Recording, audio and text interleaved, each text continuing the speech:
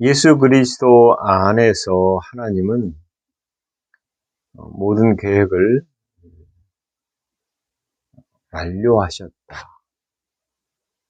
당신이 아버지께서 타락한 인류를 구원하시고자 창세전에 작정하시고 그 작정을 타락이 일어나자 시작하셔서 결국은 예수 그리스도 안에서 완료된 시간 안에 우리가 이루어졌다. 이미 다 이루어진 하나님 나라를 이 땅에 살고 있다. 이렇게 말할 수 있습니다.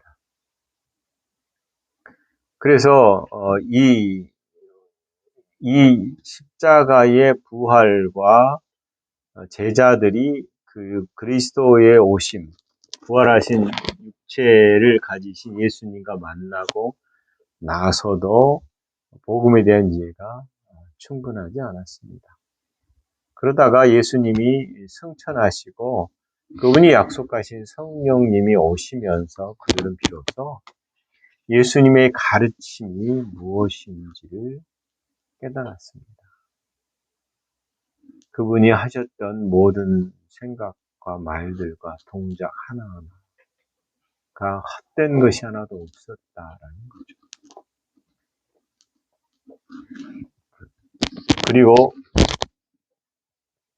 예수님이 마지막 심판인 종말에 재림하실 것을 약속하셨고 그때가 되면 사단은 완전한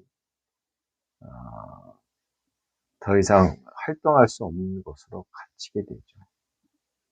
이런 사실을 아담이 아니라 사단이 알게 되고 그리스도의 승리가 선언되고 나서 그는 비참한 존재로서 이 땅에 있습니다. 아직 그는 최후의 심판을 받지는 않았습니다. 그래서 나 혼자 죽을 수 없지.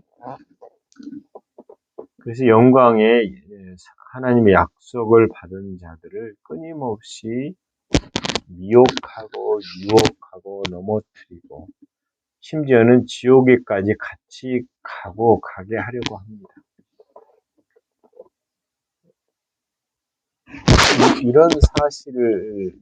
이런 사실 가운데서 우리가 어떻게 신앙생활을 해야 될지를 잘 생각할 필요가 있을 것 같아요. 왜냐하면 사단은 끊임없이 우리를 조종하고 미혹하고 진리를 알지 못하게 하려고 하기 때문이죠. 모든 사람은 죄인입니다. 그래서 하나님을 떠난 모든 사람, 하나님의 영광에 이르지 못합니다. 그리고 모든 사람은 죄에 있을 때에 그의 삶의 운명은 죄의 종노릇하는 것이다. 그래서 어떻게 하면 더 잘 살까, 더 잘해볼까, 더 착해질까에 대한 자기만의 기준들을 가지고 애쓰지만 결국은 그것이 더 많은 짐을 지워지는 결과를 낳습니다. 여러분, 사촌이 논 사면 배가 아프다고 그러나요? 사단은 우리가 잘 된 꼴을 못 봅니다. 지속적으로 책이나 여러 군데서 사단이 사람을 향해서 내뿜는 증오, 무시무시하다고 합니다. 어떻게 하면 저들을 미혹하고 바른 길로 못 가게 하고 지옥으로 끌고 갈까? 이 생각에 몰두하는 자가 사단입니다. 그래서 율법주의에 빠지게 하고 얼마든지 내가 착하면 되지 않느냐라는 정과 역에 사로잡힙니다. 계속 방해하는 거죠. 그래서 이미 우리가 새롭게 태어났다라는 새로운 피조물에 대한 이해를 갖지 못하게 합니다. 새로운 사람, 새로운 피조물로 살아가는 방식에 옛사람의 패턴이 여전히 남아있고 그 패턴을 가지고 흔들고 사단이 우리를 죄의식 가운데 그렇게 넘어뜨린다. 그러나 성경은 그렇게 말하지 않고 있다는 사실입니다. 우리가 우리의 실상을 단순한 육체적인 눈으로만 보지 마십시오. 영의 눈으로 보라고 성경은 누누이 얘기합니다. 그래서 깨어서 우리의 실상을 볼 필요가 있습니다. 온 세상 사람들이 그렇게 살고 있으니 우리도 그렇게 살면 뭐 별거 있어 평신도가 이렇게 말하는 사람도 있고요. 목사도 장로도 죄를 짓는데 평신도가 좀 지으면 어때? 라고 말하는 사람도 있습니다. 여러분, 그래서 이런 말들과 되지도 않는 핑계를 통해서 끊임없이 우리의 실상을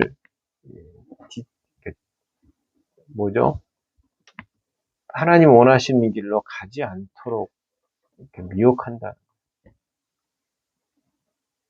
십자가의 방식은 사람들 보기에 미련스러운 겁니다. 십자가는 새로운 사람을 탄생시키고 하나님의 자녀의 삶을 살아가도록 하는 기가 막힌 복음입니다. 그런데 이 복음에 대한 이해가 얼마나 얕으냐면 예수 믿고 구원 받았습니다. 그 다음에 견디면서 천국을 바라보고 천국의 소망을 가지고 열심히 삽시다. 이 우리가 알고 있는 일반적인 성경에 대한 구원에 대한 이해죠. 그러나 성경은 새롭게 됐다 너는 이렇게 얘기합니다. 그 새롭게 된 너는 새롭게 살아가라 이렇게 얘기합니다. 그런데 우리의 의식이 새롭지 않고 우리의 습관이 새롭지 않고 바뀌지도 않고 우리의 삶은 여전히 문제가 있어 보입니다.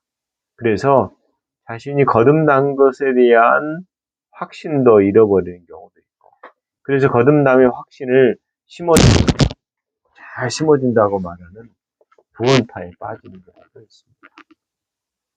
그러나 성경은 우리를 새로운 피조물로 분명히 선언합니다. 맞습니다. 우리는 새로운 피조물입니다. 바뀌지 않은, 의식이 바뀌지 않고 마음이 아직 새롭게 되지 않은.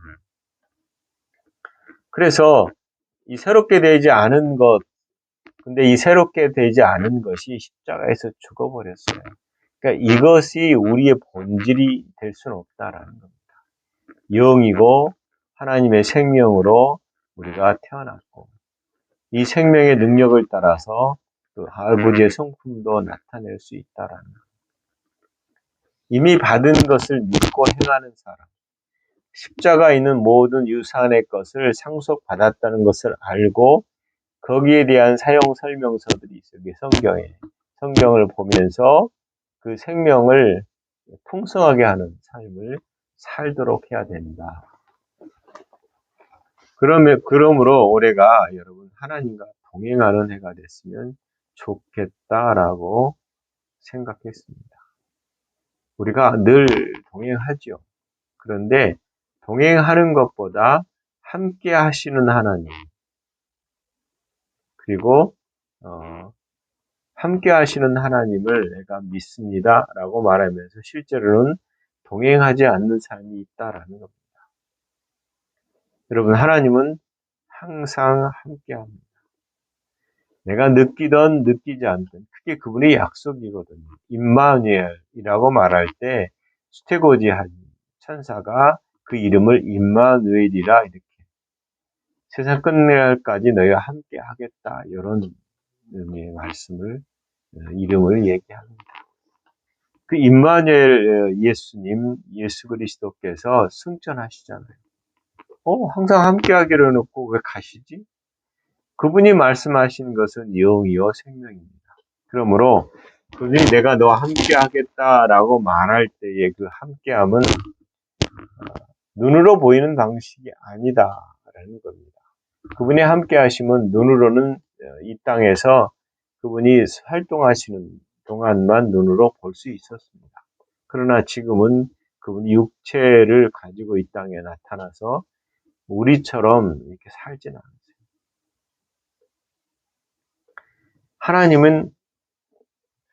예수님이 그렇게 말씀하셨거든요. 내가 승천할 때 그분이 하신 말씀이에요. 내가 세상 끝날까지 너희와 항상 함께 있으리라 이렇게 말했습니다. 이 말이 진리면 우리는 항상 그분이 함께 하시다는 사실을 인정할 필요가 있습니다. 느끼든 느끼지 않든 우리가 어떤 상황에 있든 간에 그분은 우리 상황의 주인이시다라고 고백해야 된다는 거죠. 예수님이 내가 세상 끝날까지 너희와 항상 함께 있으리라고 한 약속의 말씀처럼 그분은 이 말씀을 따라서 결코 떠나지 않으셨습니다. 우리는 항상 그리스도 안에 존재합니다. 항상 그리스도 안에서 아버지와 연합되어 있습니다. 우리가 느끼지 않아도 그분은 말씀 그대로 우리와 함께 하십니다. 그러므로 함께 하신 우리에게 하나님 우리 함께 하신다고 하는 우리에게 동행을 또 왜 요구할까요? 함께와 동행에게 이 구별이 필요합니다. 우리는 분명히 예수 그리스도 안에서 모든 교회가 한 몸으로 존재합니다. 또한 우리는 그리스도 안에서 아버지와 한 영입니다. 아버지의 생명을 받아서 그 생명을 따라 사는 존재입니다. 항상 함께 하십니다. 근데 문제는 뭐냐면 오고 가고 하는 것에 대한 문제예요. 그분은 항상 우리에게 오신다. 그러나 우리가 항상 그분과 이렇게 손바닥 마주치듯이 그분과 동행하느냐 그런 사람은 거의 없다. 그냥 계시다는 건 아는데 어떤 방식으로 우리가 그분과 교제할지도 잘 모른다라는 사실입니다. 그러므로 우리가 어떻게 동행할 것인가에 대한 고민을 할 필요가 있습니다. 에녹은 동행했다. 심지어는 죽지 않고 하늘에 올려갔다. 근데 그분의 동행을 잘 보십시오. 65세에 무드셀라를 낳았어요. 근데 성경은 무드셀라를 낳은 후 65년이 내 그 아들을 낳은 후의 삶이 300년 동안 하나님과 동행해서 자녀를 낳았다 이렇게 말해요. 생각해 보십시오. 300년을 동행한 그가 어떻게 동행을 했지? 고민스럽잖아요. 주님과 동행하려는데 어떻게 동행하지? 함께 하시잖아. 이렇게 말하는데 이 동행에 대한 단어는 할라크거든요. 할라크가 걷다, 따라가다, 이리저리 다니다, 움직이라는 뜻이고요. 이것이 우리가 읽은 하나님과의 동행하며 자녀를 낳았다라는 이 창세기 5장 21절, 24절의 동행과 좀 그렇게 사용한 용어가 많지는 않아요. 거의 대부분은 움직이다, 다가오다 이런 의미로서 구약에 많이 쓰고 있습니다. 그런데 그가 에녹이 300년을 하나님과 동행했다. 이 동행은 함께 걷는 거죠. 어깨동무하면서 걷는 거죠. 그리고 하나님이 말씀하시면 그 말씀에 토를 다지 않고 예스하고 사는 거예요.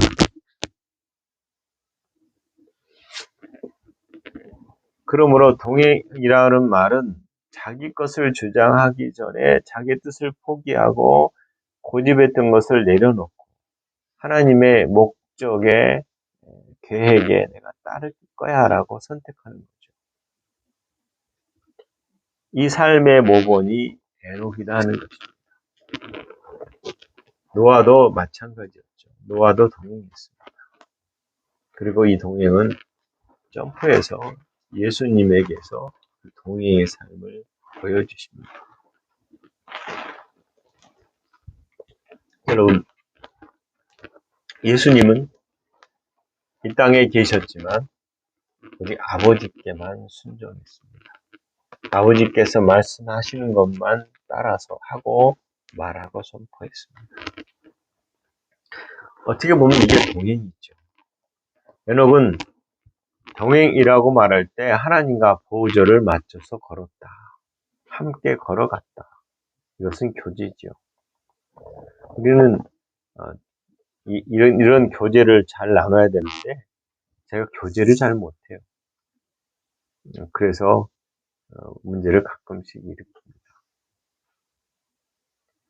이 교제라는 것, 동행이라는 것은 관심을 갖고 상대방의 뜻을 따라서 맞춰서 걸어가는 거죠.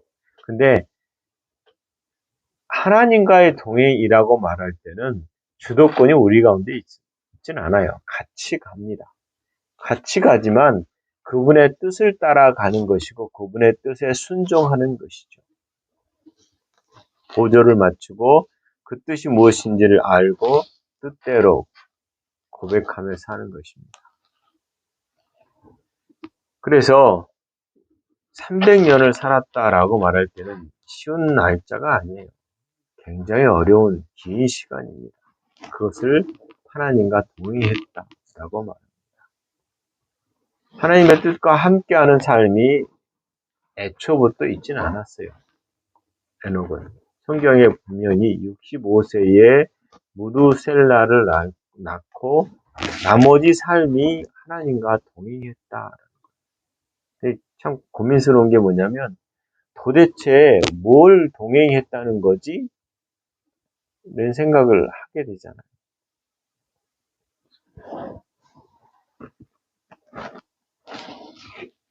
그런데 그 구절 말고 다른 성경으로 연결해서 보면 에녹의 동행이 어떤 동행인지를 짐작이 가게 됩니다.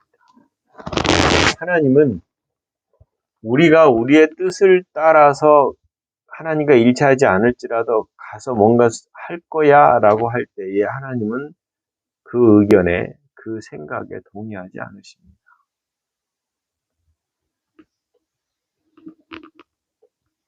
이 할라크를 찾아보려고 제가 스트롱 선구사전을 찾았는데 굉장히 많더라고요. 이건 별거 없어요. 별거 없는 게 결국은 사용 용례들이 계속 나오는데 그것은 하나님의 오심, 가심을 뜻하는 경우도 있어요. 하나님이 직접 오신다. 하나님이 움직여서 오신다. 우리에게 다가오신다. 이런 의미가 있습니다. 그런데 이 할라크가 제기동사화해 됐을 때 그러니까 붙어서 사용된 용례가 구약에는 60번 정도 나온다고 합니다. 그런데 이것을 동행으로 번역한 것은 에녹과 노아입니다. 그래서 할라크가 동사와 연결되어 쓰일 때는 그 의미가 함께 걸어간다라는 뜻을 가지고 있습니다.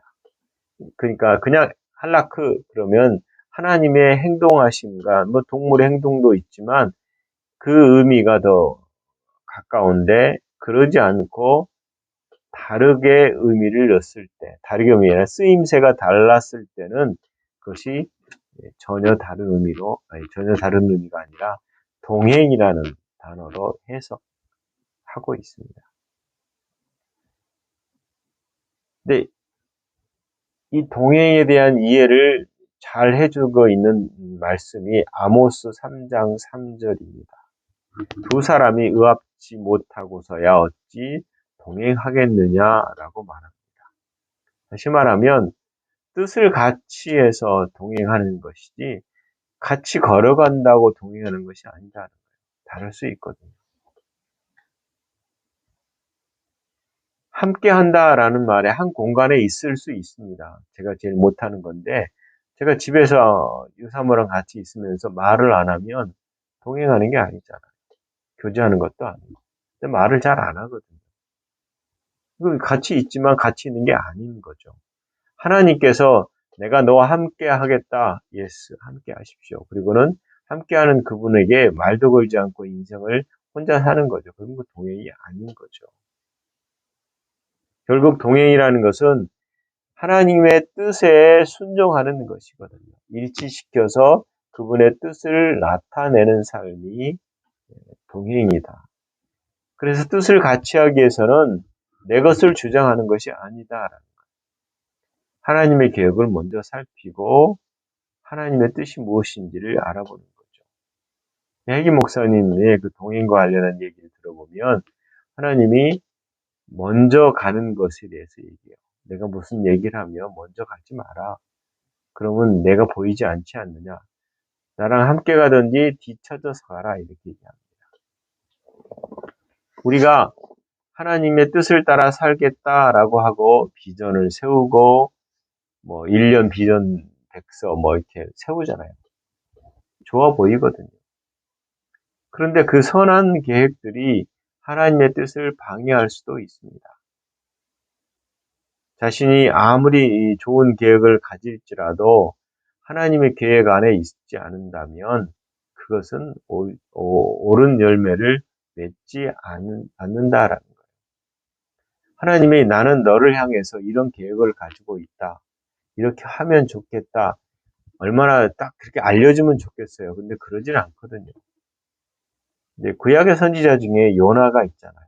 요나가 니느웨 성으로 가서 회개해야 할 것을 외치라라고 하나님이 불렀어요. 근데 요나는 가기가 싫잖아요. 그래서 꾀를 써서 도망치잖아요. 그런데 도망하는 과정에서 처음에는 기가 막히게 잘 때가 맞아요. 가니까 배가 준비되어 있고 마침 다시 쓰러 가요.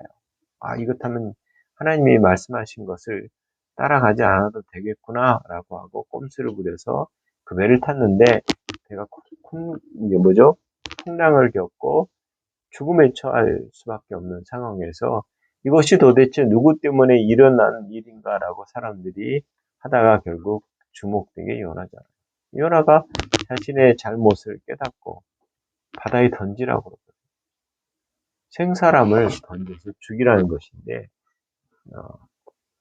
결국은 요나의 말을 듣고 물에 던져지죠.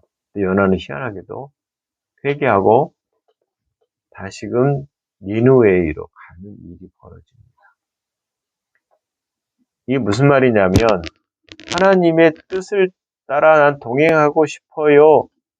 나도 에녹처럼 하나님과 동행하고 싶어요. 라고 말할 때는 우리가 그냥 인간적으로 손해야 될 게 많다는 거예요.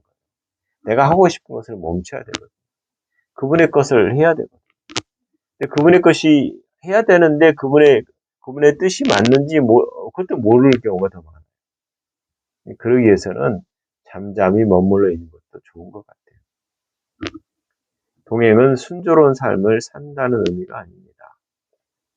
동행은 좁은 길을 선택하는 겁니다. 그리고 하나님과 함께 걸어갑니다. 근데 이 동행에 대한 요구 중에 하나가 동행은 믿음을 수반한다. 믿음을 요구하고 있다. 히브리서 15장 5절에 보면 믿음으로 에녹은 죽음을 보지 않고 옮기었으니 이렇게 되어 있습니다. 그 절에 보면 저는 옮기우기 전에 하나님을 기쁘시게 하는 자라 하는 증거를 받았느니라.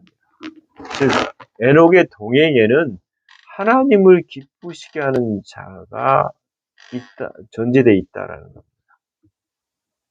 그게 뭐냐면 믿음으로 하나님을 기쁘시게 했다. 구체적으로 어떻게 했는지 모르는데 동행하기 위해서 요구되는 것은 믿음의 순종이다. 하나님은 여러분 생각해 보세요. 하나님은 우리를 기뻐하실까요? 물론 기뻐하죠. 근데 우리를 신뢰할 수 있을까요? 왜냐하면 히브리서에 보면 분명히 하나님을 기쁘시게 하는 자, 하나님 우리를 기뻐하시거든요, 분명하게. 근데 여기에 구절은 그런 의미보다 더 차원이 다른 것 같아요. 우리를 기뻐하시지만 실제적으로 하나님을 기쁘시게 하는 에녹의 삶을 살고 있느냐 이거예요. 자녀이고 그분과 교제하고 그분을 바라보고 그렇게 함으로 하나님의 근심보다 하나님의 기쁨을 우리가 살 수 있도록 그분이 그렇게 하실 수 있도록 하나님이 기뻐하시는 자의 믿음을 살아야 된다는 겁니다. 여러분 결국 동행은 다른 것이 아니라 아버지의 뜻을 순종하는 것이잖아요. 어떻게 순종할 것인가에 가장 좋은 것은 하나님이 하라고 하는 것을 그대로 순종하는 거예요. 항상 기뻐하라, 쉬지 말고 기도하라, 범사에 감사하라. 이게 아버지 뜻이잖아요. 그런데 우리가 항상 기뻐하지 않죠. 범사에 감사하지 않죠. 쉬지 말고 기도하지도 않죠.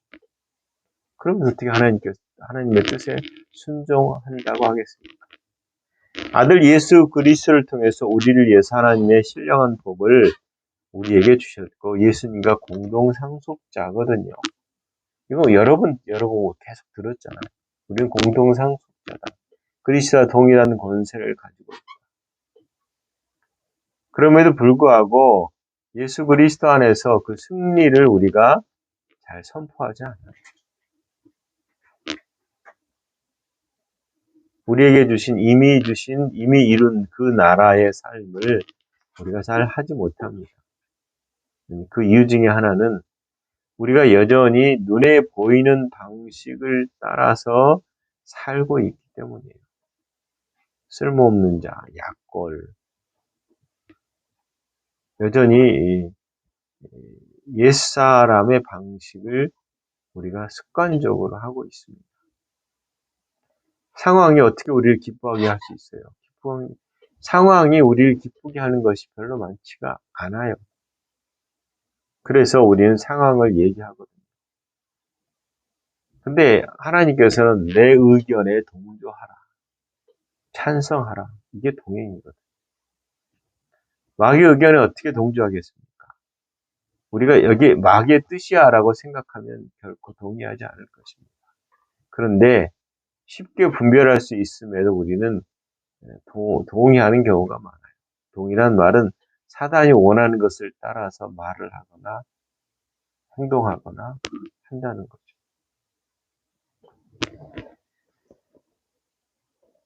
그래서 하나님이 너 가졌어 라고 말할 때 실제로 갖지 않았거든요. 눈에 잡히는 것은. 그래서 없어요. 너 건강해.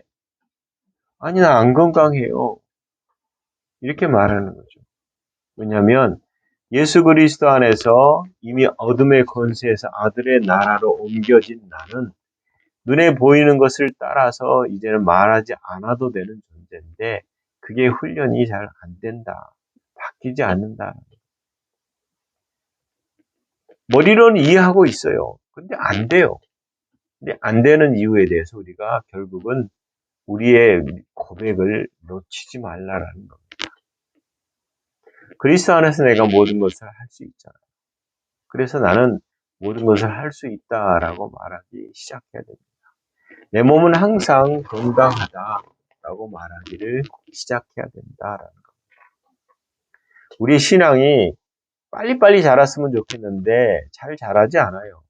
그 다음에 훈련하거나 보이지 않는 것을 주목하거나 마음을 새롭게 하지 않는 이상에는 변화가 더디고 아주 더디다 이렇게 말할 수밖에 없습니다. 그저께인가요? 제가 이제 딸내미 식구가 게스트하우스로 갔어요. 근데 이제 거기 잠깐 들렸는데 먹을 걸 사러 가야 되는데 우유가 없어서 우유를 사러 나가려고 그러는데 손주 두 놈이 할아버지 잠깐만 해요. 그러니까 저 방으로 뛰어 들어가길래 저는 뭐 같이 쫓아올 줄 알았어요. 쫓아오려고 온 집으로 가나 좀 기다렸어요. 그랬더니 큰애가 쫓아나와서 뭐를 줘요?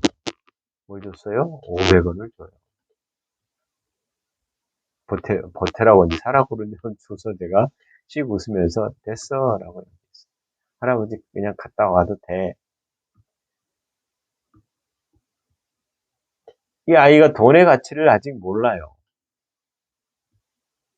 근데 돈의 가치를 알아가겠죠. 근데 저는 알고 있잖아요. 왜요? 그만큼의 이제 살아온 인생이 있으니까. 신앙이라는 게 똑같은 것 같아요. 자라나는 시간이 정말 오래 걸리지만 그런 가운데 자라가는 것 같아요. 제가 복음을 나눌 때에 그러면 나누는 내가 온전하냐? 그러지 않아요. 저도 잘하고 있거든요. 그리스도의 장성으로 자라고 저도 실수해요. 그러나 예전에 실수가 10이었다면 주로 많이 줄겠죠. 그러니까 실수하는 것을, 넘어지는 것을 두려워하지 말라는 거예요.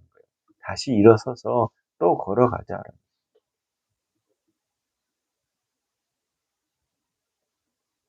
5개월 될 때에, 그러니까 저희 딸내미네 셋째가 5개월 됐을 때 한국에 왔어요. 이제 3달 돼가는데, 그때는 그냥 누워서만 있었던 아이예요. 근데 지금은 앉아서 놀아요. 한간 몇 달 사이에. 잘 자라죠. 하나님은 원하는 것이 구원받았느냐? 그러면 구원받은 자의 삶을 살아라. 어떻게 해요? 구원받아서 너의 위치가 바뀌었다. 너는 영에 속한 자다. 너는 영이다. 혼을 가지고 몸 안에 산다. 너의 생각을 바꿔라. 너의 태도를 바꿔라. 이거 바꾸는 게 평생 걸리는 삶.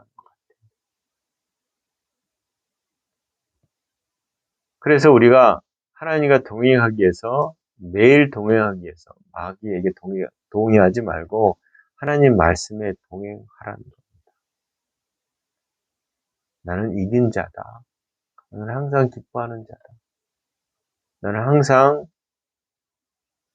하나님 앞에서 주의 능력을 행하는 자다. 나는 아버지를 아는 자다. 나는 아버지의 성품으로 사는 자다. 이 고백을 하지 않으면 안 된다라는 거예요. 그래서 하나님이 원하시는 것은 너의 삶이 육신에서 영으로 가라. 육신을 무시하라는 말이 아니에요. 성경은 니고데모에게 새롭게 대한 거듭남을 얘기하셨어요. 그리고 그 적용이 우리 가운데 일어났어요. 생명이 없으면, 하나님의 생명이 없으면 영적으로는 죽은 자입니다. 육체적으로 생명이 떠나면 죽으잖아요. 그렇게 사랑했던 부모나 아는 사람들, 그 사람들의 즉각적인 헤어짐은 그가 죽었을 때 더 이상 우리에게 반응하지 않아요. 아무리 사랑하는 사람도 이 지상에 3일 이상을 두지 않아요. 육체를 땅에 묻든 화장을 시키든 떠나버릴 수밖에 없어요. 생명이 있을 때는 그럴 수 없잖아요. 그게 육신의 생명인데, 우리는 이제 육신의 생명으로 사는 것이 아니라 육신의 생명으로 이 땅에 있지만 하나님의 생명으로 사는 자다. 그래서 그 생명을 따라서 아버지께서 아들 예수 그리스도의 행하신 일들을 이 땅에다 그대로 행하며 사는 자다. 라고 할 때 의식이 바뀌지 않으면, 우리 행동이 바뀌지 않으면 이미 이룬 그 나라를 우리 가운데 나타나지 못한다는 거예요. 하나님은 감사하게도 우리에게 그렇게 살 수 있도록 지속적으로 우리를 권면하신다는 겁니다. 로마서 8장 9절에 분명히 말씀하시기를, 만일 너희 속에 하나님의 영이 거하시면 너희가 육신에 있지 아니하고 영에 있나니 누구든지 그리스도의 영이 없으면 그리스도의 사람이 아니라, 이렇게 말합니다. 그럼 우리가 어디에 있다고요? 육신에 있지 않고 영에 있다. 육신에 있지 않고 영에 있다는 말이 무슨 말이죠? 내 생각의 결정을 내 감각과 내 지식과 내 경험을 따라서 하는 것이 아니라 성령님을 따라서, 말씀이 말하는 것을 따라서 결정하자라는 거예요. 결정해야 된다라는 겁니다. 그래서 우리가 우리 안에 성령이 계시고 우리가 육신적이지 않다면, 하나님의 생명으로 살아간다면 이 생명이 우리 삶의 전체를 풍성하게 해서 끌어갈 수 있도록 해야 된다. 그리고 그 모델은 예수 그리스도, 예수님이시다라는 겁니다. 우리는 하나님의 생명을 가진 자입니다. 굉장히 중요한 말입니다. 하나님의 생명을. 그래서 육으로 난 자는 육이고 영으로 난 자는 영입니다. 육으로 난 자가 영일 수 없습니다. 영을 따라, 보이지 않는 것을 따라 주목하고 살아가야 한다는 것입니다. 여러분, 새 사람이란, 새로운 피조물이란 육의 눈으로 보이지 않지만 실상의 존재와 관련된 모든 것을 믿음으로 인정하는 겁니다. 감각을 따라가서 일어난 것들을 인정하고 그것을 추구하는 것이 아니다라는 겁니다. 겉사람, 겉으로 보이는 세계에 집중하는 삶이 아니다. 최근에 대통령의 계엄 이후에 한국의 전국은 정치적 상황은 엄청납니다. 근데 잘 보시면 그 새로운 정권을 만들기 위해서 움직이는 사람들이 보일 겁니다. 그 정권을 다시금 잃어버리지 않기 위해서 무척 애를 쓰는 사람도 보일 겁니다. 우리가 그 가운데 살고 있거든요. 근데 그 가운데서 이쪽 편 저쪽 편들은 그리스도인들이 싸운다라는 사실이 경악스럽습니다. 의견이 다를 수 있지만 싸울 일은 아니거든요. 우리가 이 사회의 일원으로서 투표도 해야 되고 의견도 말해야 되지만 그러나 상대방의 어떤 문제들을 비난하기가 우리가 쉽잖아요. 근데 하나님은 우리의 소속에 대한 얘기를 늘 하는 겁니다. 겉표면에 대한 그것들이 너희 것이 실상이 아니다. 실상은 보이지 않는 데 있다. 사단은 계속해서 우리가 보이는 것에 표면적인 것에 관심을 두고 분주하게 하고 대단한 일을 성취하는 것이라고 그러다 보니까 하나님 없이도 할 수 있는 일이 있다고 생각하는 거예요. 굉장한 미혹이죠. 하나님 없어도 똑똑한 사람이 있다라고 생각합니다. 성은하게 되고 인간관계가 좋고 인맥이 좋아지면 잘 살 수 있다라고도 말하죠. 그러나 하나님은 그렇게 말씀하지 않습니다. 우리 생명이 끝나면 더 이상 우리는 이 생명에 호흡을 하지 않습니다. 그러나 우리는 여전히 호흡하고 있는 하나님의 생명이 있다라는 것입니다. 여러분, 속지 마십시오. 겉사람을 따라 사는 것에 속지 마시고 하나님이 우리에게 요구하시는 동행의 삶, 함께하고 그분의 뜻을 살피고 하나님이 말씀하신 그리스도 안의 십자가의 것을 계속 얘기하고 그것이 우리의 일상이 되도록 습관적으로 하는 훈련을 올해도 합시다. 그래서 동행하는 삶, 속사람이 강건해지고 사람들이 뭐라고 하든 간에 그리스도와의 깊은 교제 가운데서 말씀으로 살아가는 한 해가 되기를 예수 그리스도의 이름으로 축원합니다. 기도하겠습니다. 아버지의 생명이 우리 삶 가운데 있습니다. 주의 생명이 풍성하면 그것이 우리를 인도하는 인도자의 역할을 할 것입니다. 이 생명을 우리에게 주신 분이 성령님이십니다. 성령께서 가르쳐 주시고 알려주시고 나타내 주셔서 오직 아버지께만 순종하는 저희들 되게 하시옵소서. 성령께서 친히 가르쳐 주시고 우리가 하나님께서 원하시는 것들을 결정하고 나아가고 우리의 말이 온전해지고 실수하지 않게 하시고 우리의 마음이 변화되고 새롭게 함으로 주의 뜻을 이루는 삶이 날마다 나타나게 하시옵소서. 하나님 감사합니다.